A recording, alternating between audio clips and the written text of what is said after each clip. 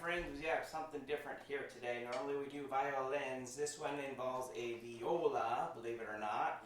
And not only a viola, but a viola bow. So we had a viola bow that was somehow included in a violin that we purchased here. We got it fixed up, re-haired, and it is here now with Catherine and her prized viola to give it a whirl, a demo, all that good stuff. So I shall stop the talking and turn it over to the viola bow and Catherine. So I'm going to be comparing the Werner bow with this, to put it, I suppose, it's a plastic bow. I'm going to be real with you guys. It's plastic.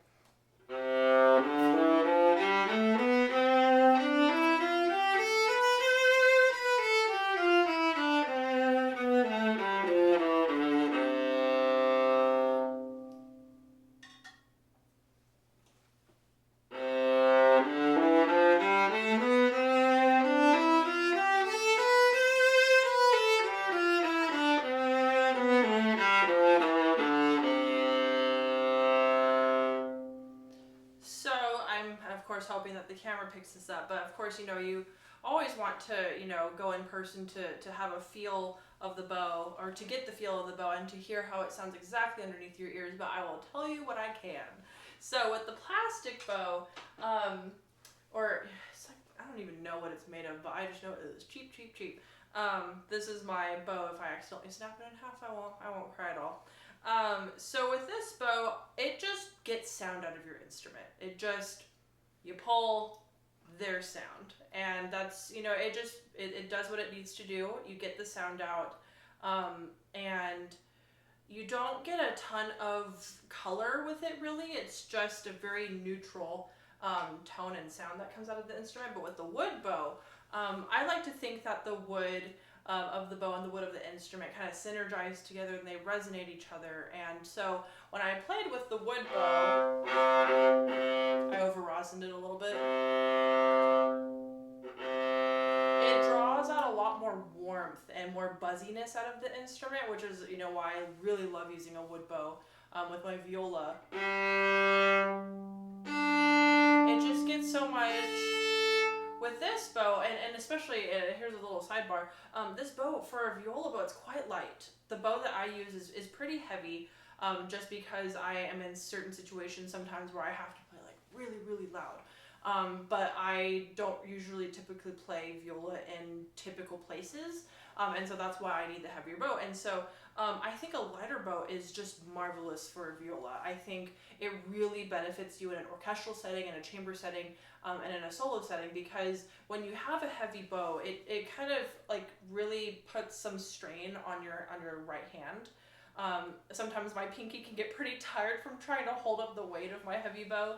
But a lighter bow means a little bit more agility. It means easier articulations, and your right wrist will have a little bit of an easier time drawing the bow.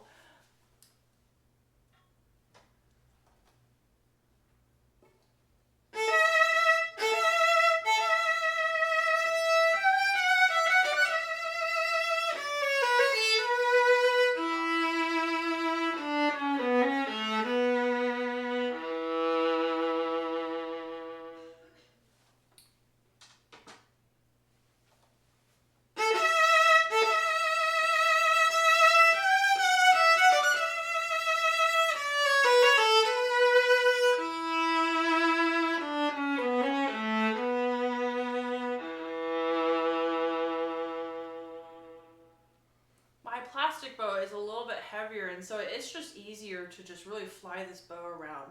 I really hope you could heard it, but there was just so much more life to my instrument with the wood bow.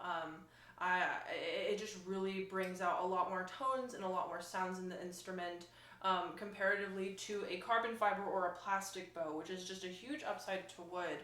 But I love how light this is. It just really glides all over the instrument.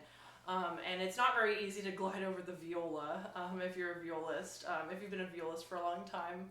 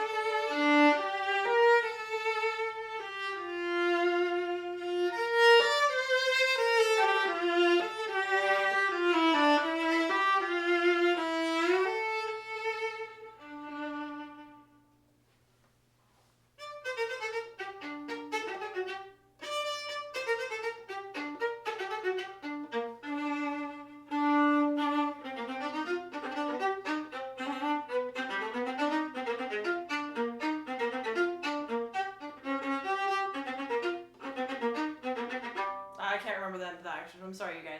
But the focus was hopefully not my bad intonation, because I don't have that excerpt memorized. But as you heard, I was doing spiccato.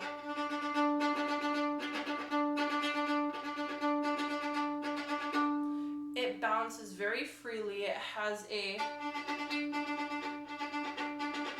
nice clear tone to it.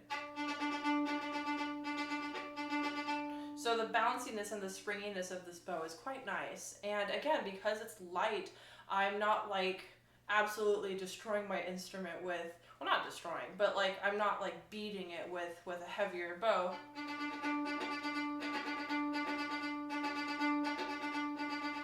It just bounces so nicely. I love it.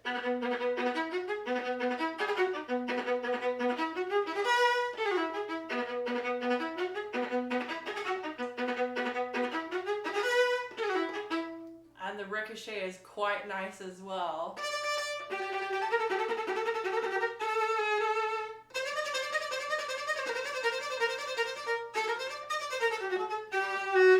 I've actually never played Chartis on viola, but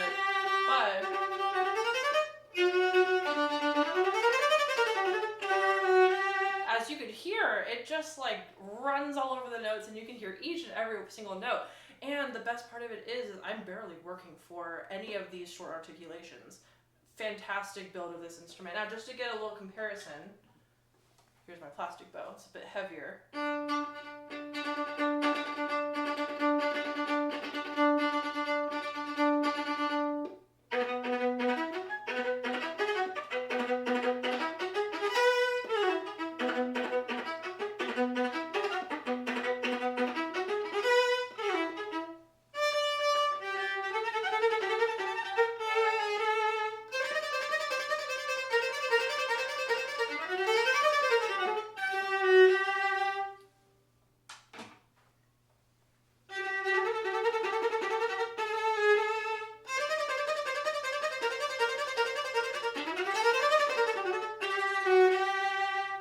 Visually, you can absolutely see and hear a difference. With the plastic bow, if you were looking closely, you could see that it was dribbling a little bit higher, and this one was dribbling just a little bit lower. And I so hope you could hear how much clearer the articulations are on this bow versus the plastic heavier bow.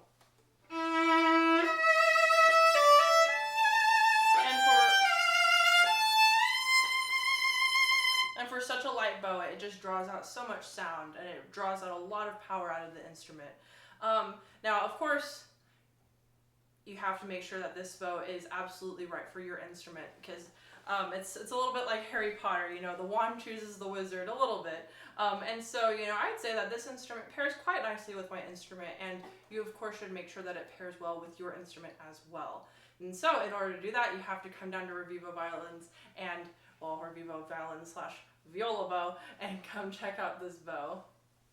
Awesome. Thanks again, Catherine. I love your just your experience and your eloquence with the words and how to do all of this. So yes, if you're in Texas or anywhere near, feel free to schedule an appointment or come by. We'll give you a demo. The other option too is, let's say you live in Alaska, Hawaii, or up in Montana, or somewhere far away from here.